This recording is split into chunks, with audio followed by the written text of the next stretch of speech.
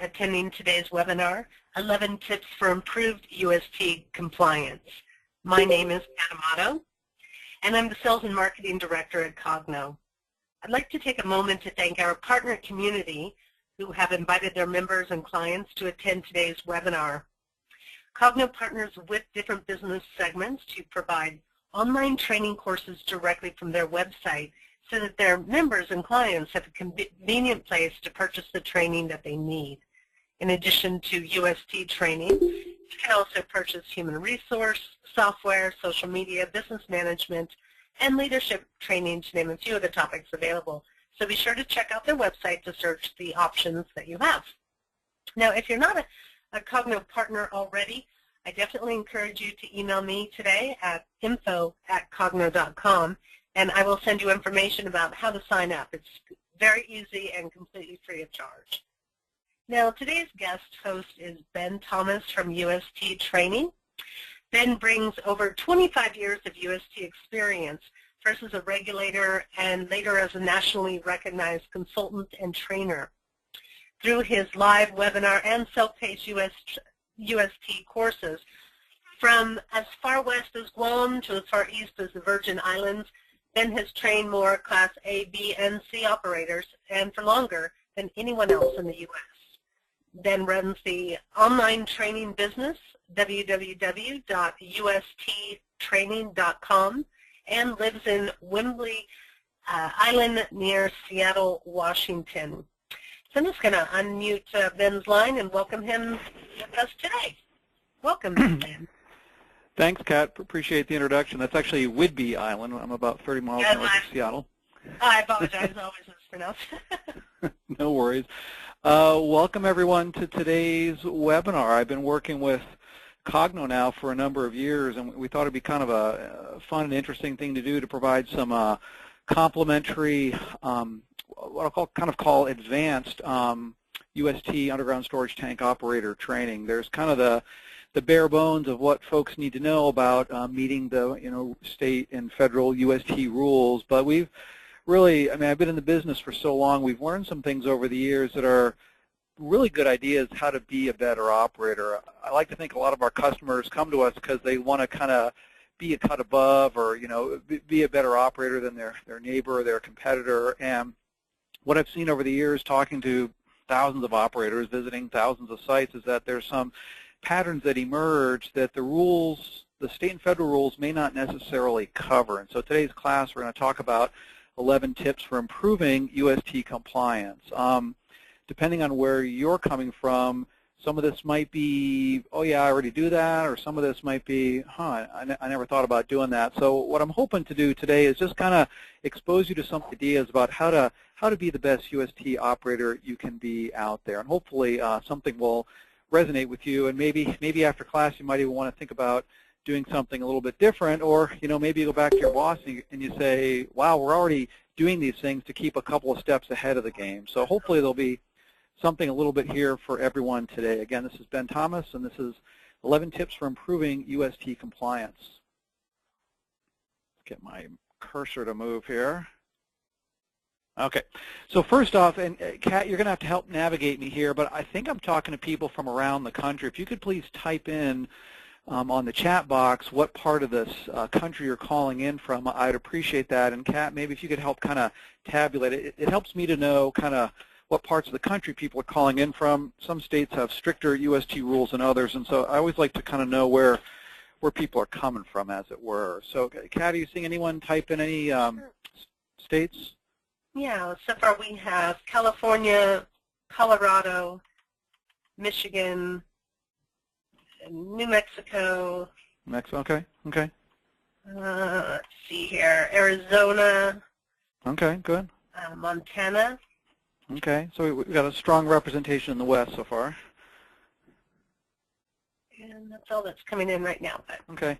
Yeah, if you don't mind, please type in what part of the country you're calling in from. So we've got quite a range here. So some states have particularly strict UST rules. If you're calling in from California, you know what I'm talking about. And some states have kind of strict UST rules. Arizona and New Mexico come to mind as being kind of a standard federal UST regulations.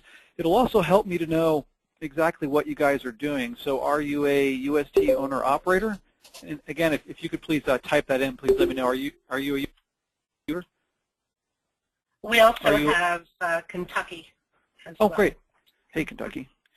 And then, so I'm also now trying to see what you guys actually do. Are there UST owner-operators out there? Are you delivery drivers? Maybe you're a consultant or a contractor, maybe a tester. Maybe you're a regulator or an inspector, or maybe you're something altogether different. If you can kind of tell me what you guys do, that'll also help me kind of know as I go along to present this today. Kat? Oh, okay, we have owner-operator, and we have someone who is with the Brownfields program and new to USTs. Oh, good. Okay. Operator, consultant, UST owner-operator. Okay. So we have so far. Okay, great. So, I mean, it's a good representation. I never knew who was going to show up at these things, but it's good that there's kind of a weight towards UST owner-operators, because that's going to be kind of the biggest push here. Maybe you're a consultant, and some of these ideas you can then pass along to your clients as well. Let me just jump on in here. You guys probably know we've had underground storage tanks in the ground for many, many years, really as back as early as the 20s. We've had underground storage tanks used to store fuel. The problem is that these underground storage tanks had a tendency to leak. They particularly became problematic in the late 50s and early 60s with the introduction of the submersible turbine pump. Suddenly the lines are energized, and like you can maybe see on this slide here, you can see a jet of fuel kind of going right out of the middle of this piece of piping. And every time the pump gets turned on, that fuel gets squirted right into the ground. So between the 50s and 1988, we had many, many underground storage tanks and piping leaking. The highest numbers I've heard have been up to 75% of all underground storage tank systems might have leaked at some point, at least up until 1988. And as you probably know, if you've been in the business a long time, those leaks polluted drinking water supplies. This is a picture up in Alaska of my old boss here finding pure diesel fuel underneath a village, and that diesel fuel was from an unknown source of a leaky underground storage tank system. So from 1988, if you've been in the business a long time, you know that regulations were put in place to improve equipment systems that might have caused leaks in the first place. In other words, we tried to address the equipment through regulations to make sure the right stuff was in the ground so that tank systems wouldn't leak, but unfortunately, we're still seeing leaks. Near as I can tell, probably between 1 and 5% of all UST systems are maybe actively leaking right now. And so we're going to try to use training as a way to make that number even smaller. Granted, we've come a long way, gone from 75% down to 1 to 5%, but we still want to keep on always shrinking that number to make sure our underground storage tank systems don't leak. Since 2005, we started seeing a number of states adopt operator training rules. So operator training rules were put into place because the equipment was already there, but we want to improve operation, management, and maintenance. It's all about the long-term endurance race to make sure your fuel tank system, properly designed, properly installed, would be managed in such a way that the fuel tanks would not leak. So I'm going to ask you, Kat, I'm hearing a little bit of feedback. We might need a little bit more muting, perhaps, on the line. So I'm going to be just kind of throwing out a couple of rhetorical questions. Did operator training fix this problem? In other words, we've had operator training for a number of years. Did it fix the opportunity for a tank to be overfilled? Did operator training find this problem? Was the operator given sufficient information after class to say, oh yeah, if I see this kind of scenario, then I know how to respond? Did operator training fix this problem? This underground storage tank got a big old hole in the line, and so did operator training address this problem? This is a particularly bad one here. The delivery driver is squatting down while the fuel's going into the tank. We're getting at least 300 gallons a minute flying into the tank. The driver's not paying particular attention here. Kat, I'm still getting some feedback. If you could kind of jump in maybe and maybe mute a few lines, I'd appreciate that. Or if you're on the line and maybe you're unmuted, if you could mute, that'd be great. So a good trained operator should have come away from, say, one of my classes, looked at that and said, no way is that good, because the driver is obviously not paying attention to the delivery. Did operator training fix this problem? Sometimes things happen that are just simply beyond our control, and so sometimes the best we can do is know how to respond in the event of an emergency.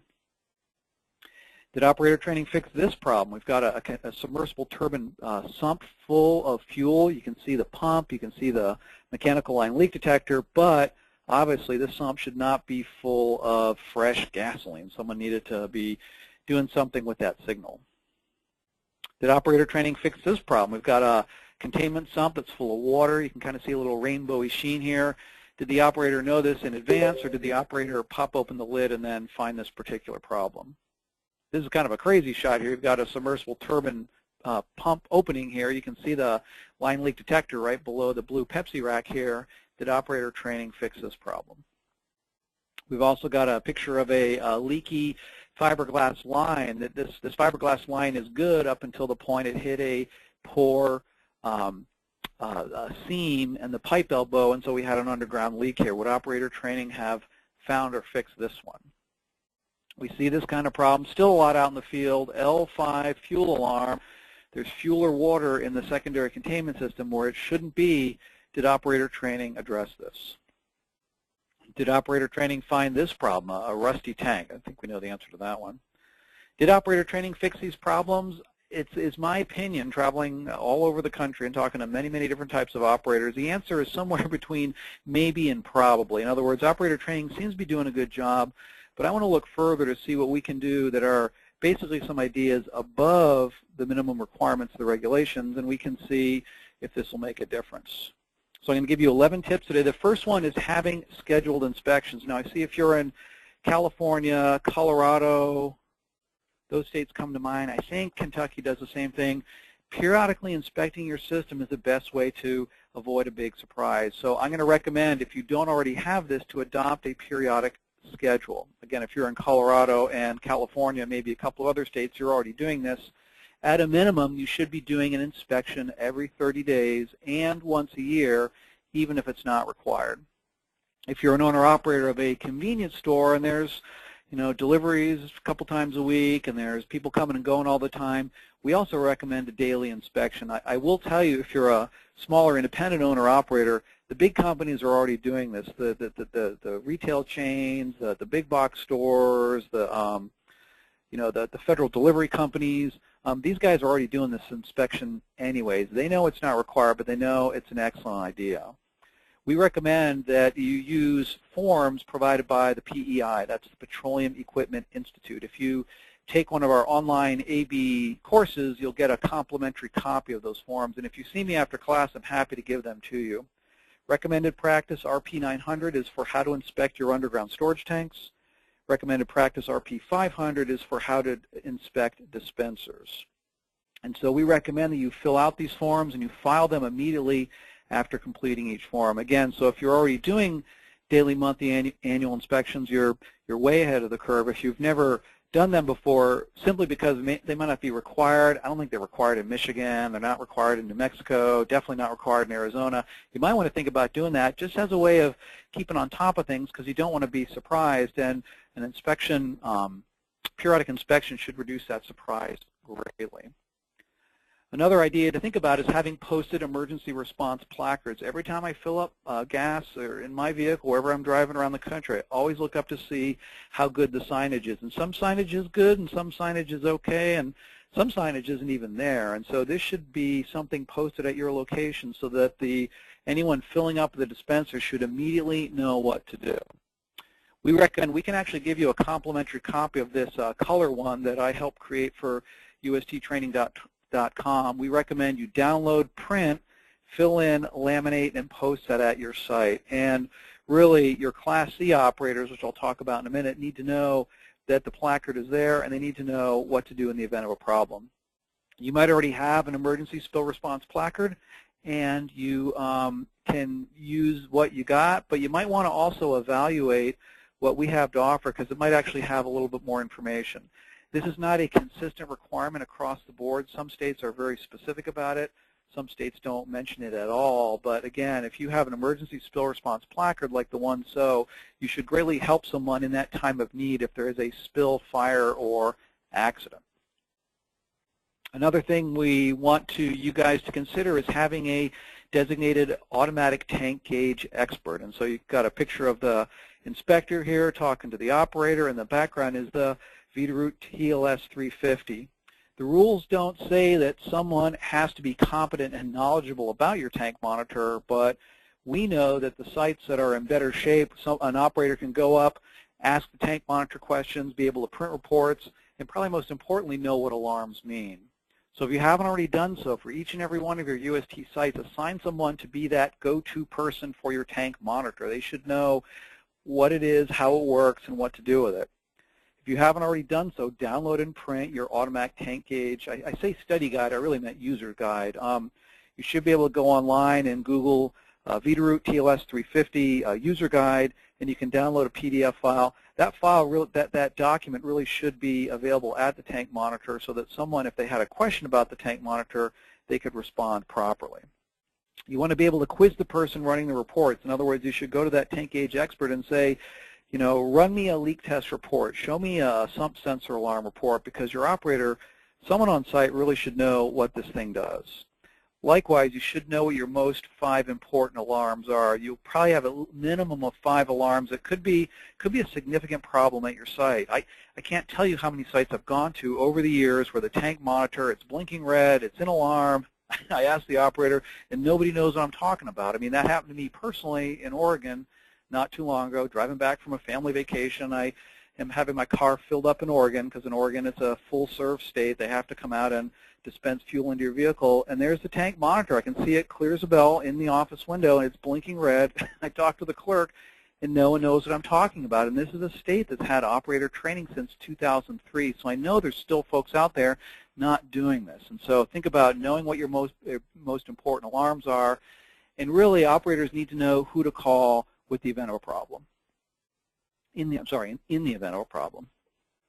Point number 4 is that I want you guys to be checking your third-party certification. That means that there are some operating standards that your tank monitor and your line leak detectors have that must be met. There is a thing called the National Work Group on Leak Detection Evaluation. You can see the web page here. You might want to write this down, nwglde.org. This is a national catalog of approved leak detection technology. And so if you have an automatic tank gauge, if you have a line leak detector, if you have a sump sensor, that technology should have been tested and verified by a third party to make sure it can actually work. You want to know that your $10,000 tank monitor is actually spec'd for your site and that it actually can do what you think it can do. And so at the risk of kind of going into the gory details, a third-party certification is an independent evaluation of your equipment that, by golly, this Veeder-Root TLS 350, model 8463, so on and so on, can actually find a leak at your particular site. And so sometimes tank monitors are incorrectly spec'd and they actually will miss a leak. The most important thing to know here is that not every tank monitor works at every single site. Go to this web page, find your make and model of your automatic tank gauge or your line leak detector or both. Download and print each of the applicable certifications. This is kind of your warranty or operating standard. And consider reviewing the standards or hire a petroleum contractor to do so. In other words, have the contractor say, make sure that this automatic tank gauge is in fact spec for my particular site. We recommend an annual check to make sure the settings haven't been tampered with. Sometimes the inspector shows up, someone's gotten in, they've changed a setting, and the tank monitor, in effect, is blind to the leak. In other words, it's not able to find a leak or it's not able to find a small leak. This is kind of a comical picture here of an automatic tank gauge. I want to talk about getting your records organized as point number 5. You want to determine right off the bat what type of record-keeping system you have. Is it electronic? Is it in a binder? Is it in a folder? Is it in a box? I still come across operators who don't know the importance of keeping records. If you're in California, you know California is completely into having perfect records. And so you want to make sure that by the time the inspector shows up, everything is in good working order. The first thing you want to do is you make sure there's at least one person in charge to make sure your compliance records are good. You want to always, be ready as if the inspector is about to show up and look at all your records. And at a minimum, because you're looking for leaks at least monthly, at least once a month or every 30 days, you're putting that leak test report into that record-keeping system. Again, you want to have it handy for the inspector. I've actually got some great examples. Oregon, through the Oregon Fuels Association and myself, provide a complimentary binder once a year that operators then fill in and have all their records on site. Wisconsin also has a nifty little binder system. The state of Wisconsin actually gives operators complimentary binder templates so they can fill out that information. I will say that if you are going to get a violation at a UST compliance inspection, 9 times out of 10, it's the record keeping. And so just a little hint there, if you want to kind of avoid the agony and misery of getting dinged for a compliance point, make sure your record's in good order, and think about doing a once-a-year review to make sure everything is appropriately set. And hopefully your operator training will have driven home that point. Point number 5 is keeping track of your employees. What do I mean by that? Well, as most of you, let me see, California, it's called the designated operator, the trained employee. Most of the rest of the country calls it a Class C operator. Your Class C operator is going to be what I like to think of as the eyes, ears, and nose of a site. And because operator training's been around long enough, you should have something on board like this, but if not, you want to develop a Class C operator training process. My joke with Class C operators is that they always need to be trained yesterday. They always need to be trained before they actually start work. So you should not have someone at your site who could respond to a spill, leak, or alarm that is not already certified as a Class C operator. That is simply must do. So whatever orientation you provide for new Class C operators, make sure includes this spill emergency response training. Train all your employees, like I say, on day 1 or day yesterday. And to the degree you can, depending on the number of employees you have, you really need to create a tracking system. How do you keep track of all these operators? People come, people go, and the turnover is very frustrating for operators, inspectors, and really, quite frankly, trainers alike, because a lot of Class C operators come and go. At one point, I think the standard time a Class C operator was employed at a convenience store was something like 21 days. So people are just always coming through the system. You've got to be ready to capture that entire list.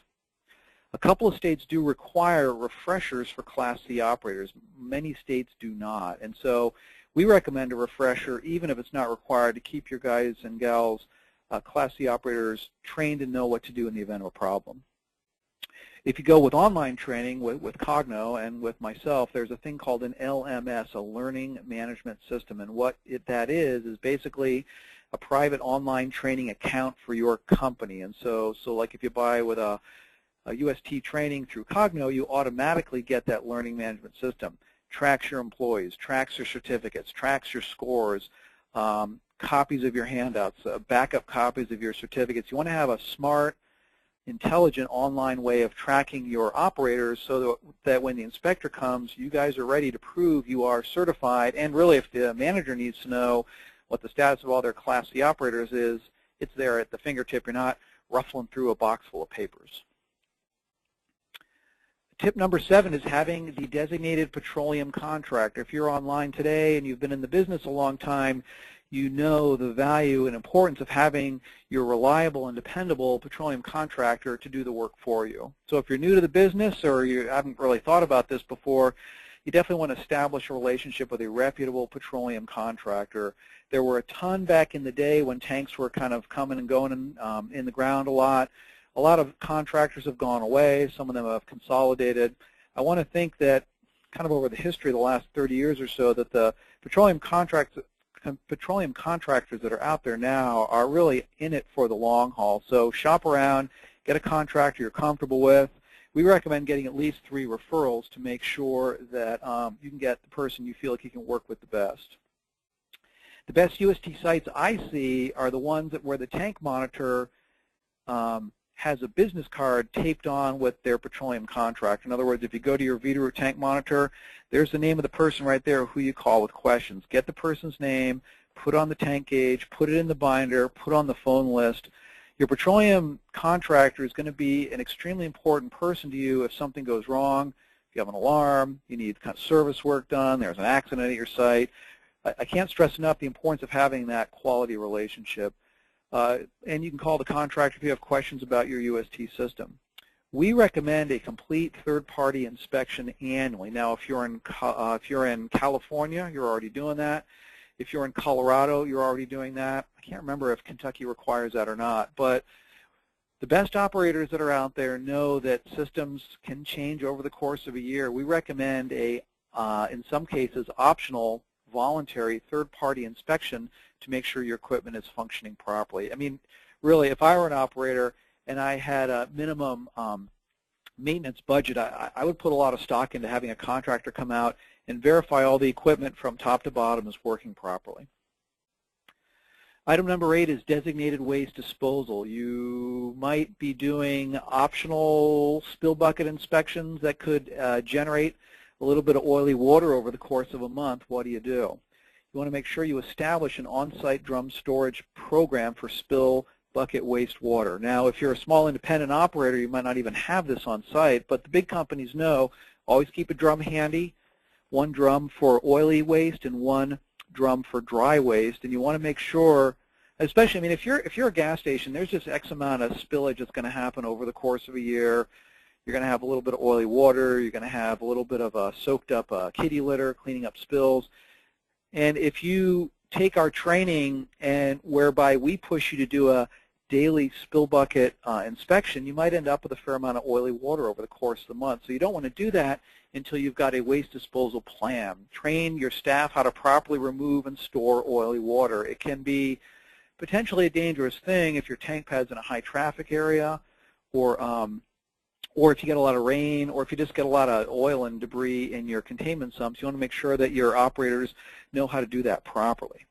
You want to check with your local UST agency about how long you can store the stuff on site, but typically, I think California, it's quarterly. You're supposed to not accumulate vats and vats and vats of oily water. The stuff has to be properly stored and removed and disposed of off-site. Please use a reputable hauler. There is going to be a requirement that spill buckets are going to be needing a lot more testing and attention, and that rule may come into effect shortly on a national level. You don't want to start doing a lot of inspections that could involve handling oily water until you have a safe and proper removal disposal plan. Monitoring deliveries. Not everyone does it. You know, for many of you, the driver shows up in the middle of the night, they make the delivery, you show up in the morning, the fuel's there, everything's fine, but I'm going to recommend something in regards to deliveries. First off, you want to determine who supervises the delivery. If you or your staff do that, then you want to train them to be on the lookout for things that aren't cool, like not having safety cones, unattended deliveries, not paying attention during the fill-up. There are some things that can really compromise a delivery. I mean, when you think about it, a delivery is a large volume of fuel, typically 5, 8, 10,000 gallons worth of fuel, and it's all being dropped out of this big old tanker truck here into the underground tank at the speed of about 300 gallons per minute. And so if you've ever seen a tanker overfill or a delivery accident happen, it can be a major, if not catastrophic event. So you want to make sure that someone's kind of keeping an eye on the driver. If it's your staff, make sure they know what to do and how to monitor that delivery. If it's the driver, we recommend you ask for a copy of the company's delivery procedure. And so if there's ever a question about what went wrong, then you know that the company was following procedure XYZ. Your company should have a, okay, first I show up to the site, and then I check the parking brake, and then I put out the orange cones, and then I make sure nobody's smoking, and so on like that. And so it's okay that the driver is checking their own work, as it were, but protect yourself by having that piece of paperwork on hand.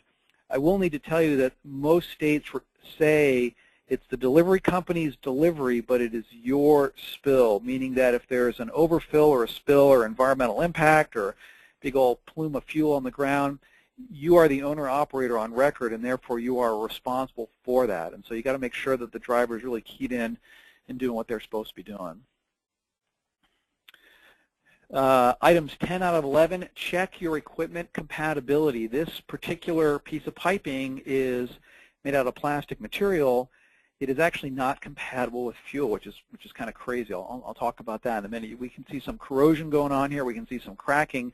This piping is not compatible with fuel in the containment sump, and it is starting to fail.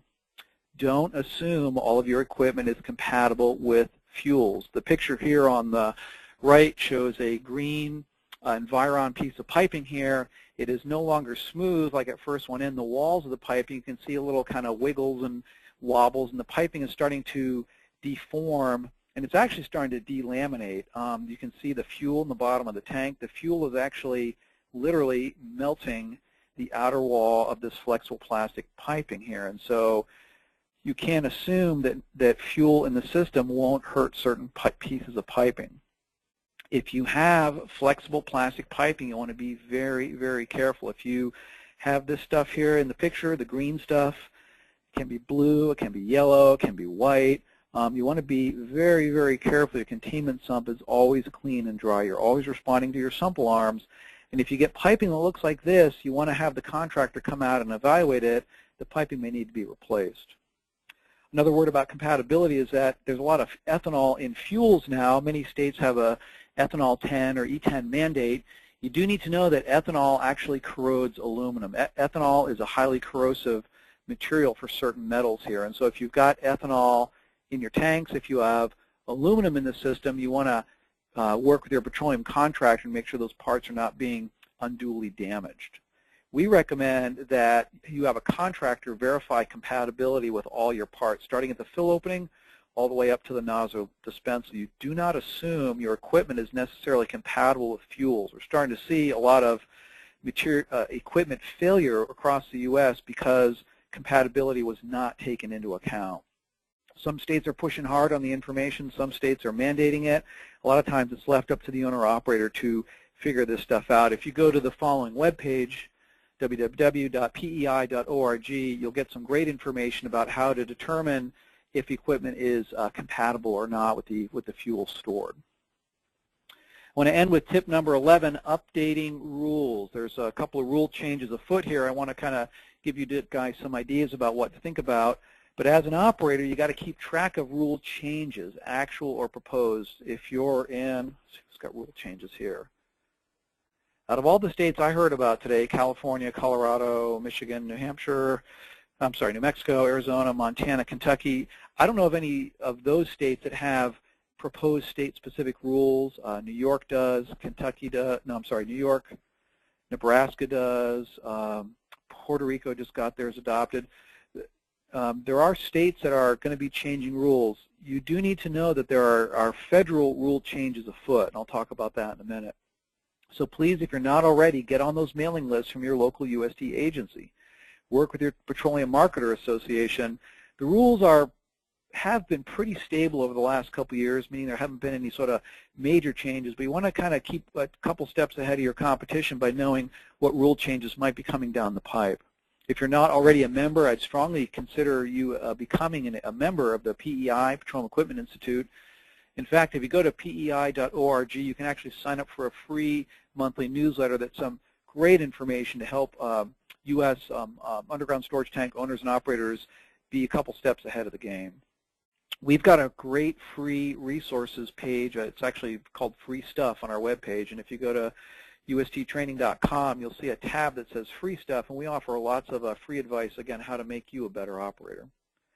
If you're a large national firm and you're worried about underground storage tank rules in multiple states, there's this thing called the Thompson Publishing UST Guides, and it's this massive catalog of all the different rules and regulations as they pertain to all the different states. We have a free newsletter. Some of you are here today because maybe you already get the newsletter, but we have a free monthly newsletter that talks about UST operator training stuff, and you can sign up for that at USTtraining.com.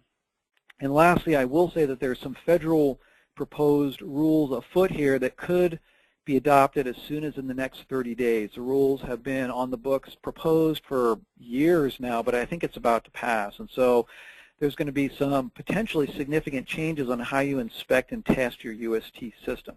The federal rules will eventually pass, and then the states will have to adopt similar like rules. So in the next probably 1 to 5 years, you're going to start seeing some changes afoot in the UST business about testing spill buckets, testing containment sumps, testing your flapper valve.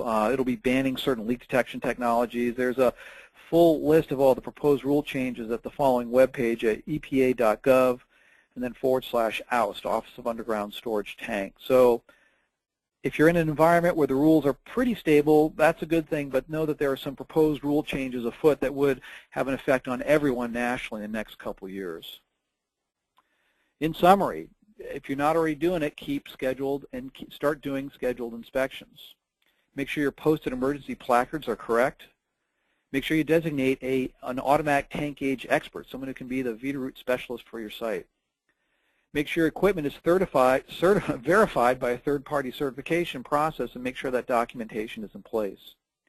If you haven't already done so, organize your records and keep them in good shape.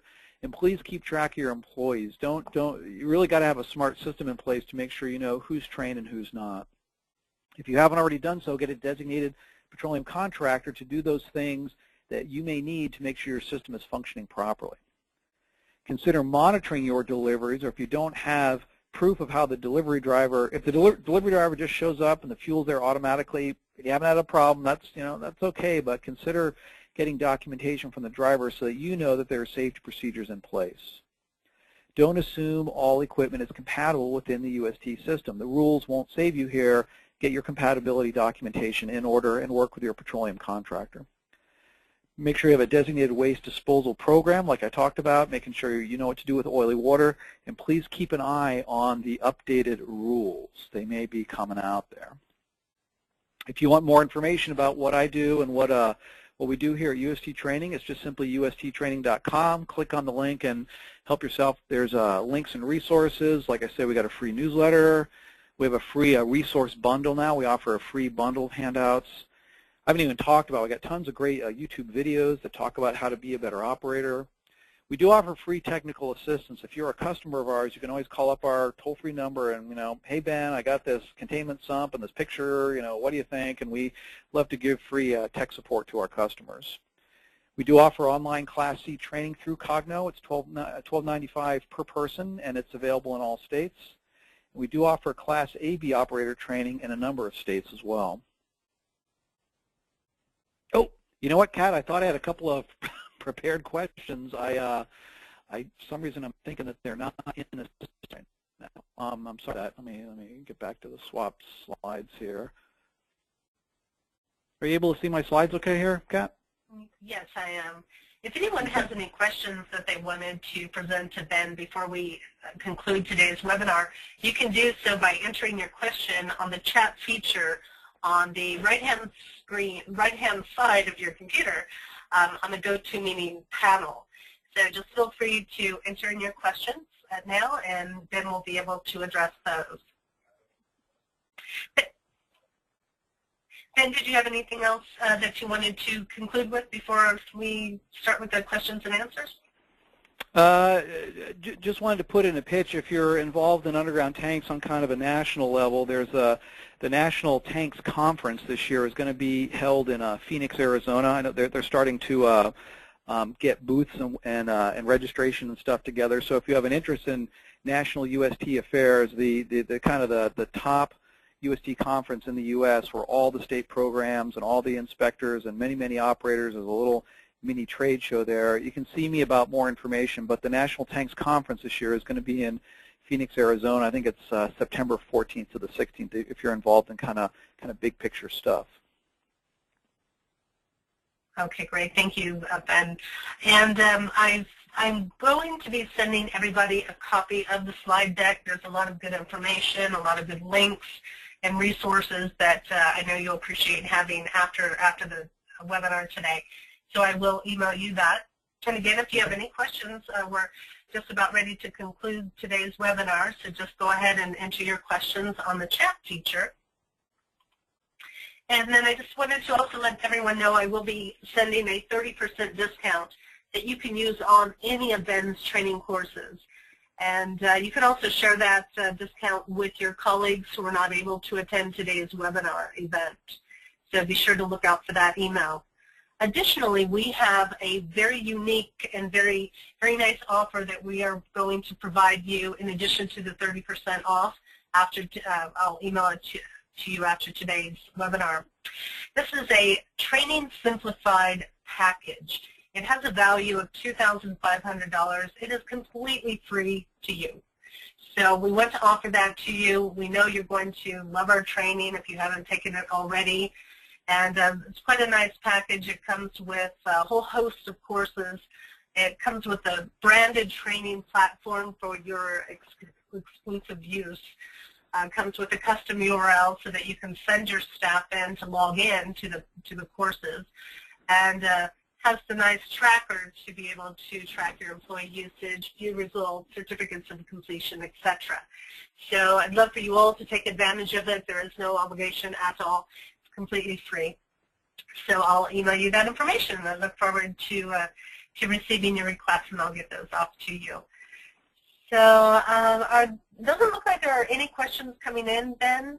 Okay. So did you want to finish up with any last words?